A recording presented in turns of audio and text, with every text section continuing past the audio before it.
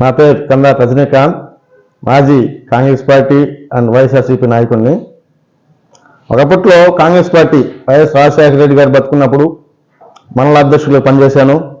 అనంతరం కూడా జగన్మోహన్ రెడ్డి కడప ఎంపీగా ఉన్నప్పుడు చేపట్టిన ఓదార్పు యాత్రలో దాంట్లో పాలు పంచుకునే విధంగా నా శాశ్వతం కృషి చేసి కూడా మేనకొండలో వైఎస్ఆర్ విగ్రహం పెట్టడం జరిగింది.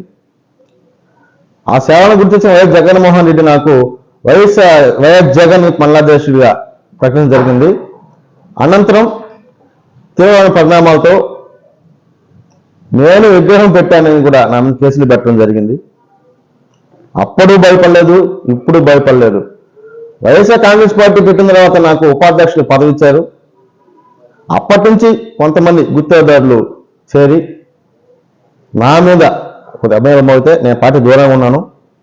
అప్పటి నుంచి ఖాళీగా ఉన్న నన్ను ఒక్కొక్క సందర్భంలో బీసీవై పార్టీ అధినేతమైనటువంటి రామచంద్ర యాదవ్ గారిని వీడియో చూడడం జరిగింది.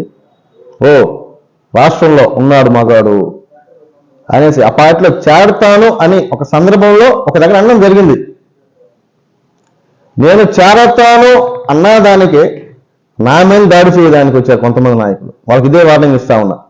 నేను కంపల్సరిగా మీరు దాడి చేసేది కాదు, మగోడు అనే పార్టీ మీద చేయగలుగుతుందా, బీసీవై పార్టీ మగోడు పార్టీ మీద చేయగలుగుతుందా, తొందరలోనే రామచంద్ర యాదవ్ గారిని కలుస్తుందా, పార్టీలో చేరుతుందా, మీరేం చేసుకోండి, మీ అధికార పార్టీ మేము చేసుకోండి, మాకు ధైర్యం ఉంది, మేము చేయగలుగుతాం.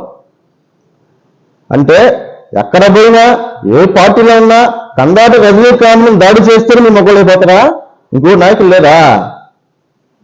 అంటే రజనీకాంత్ దాడి చేస్తే మీరు పెద్ద అయిపోతారు. నిన్న కాక మన వచ్చిన నాయకులు రజనీకాంత్ అటాక్ చేశాము అని చెప్పేసి మీకు గొప్ప, ఇంకోటి లేదు నాయకులు నాకన్నా.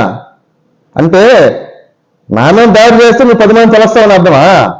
ఎవడేం చేయలేరు. నేను తొందరలోనే రామచంద్ర యాదవ్ గారిని కలుస్తున్నాను, పార్టీలో చేరుతున్నాను. ఇదే సూళ్ళూరుపేట నియోజకవర్గంలో బీసీ చక్రం తిప్పుతాను కూడా ఈ సందర్భంగా తెలియజేసుకుంటూ నమస్కారం.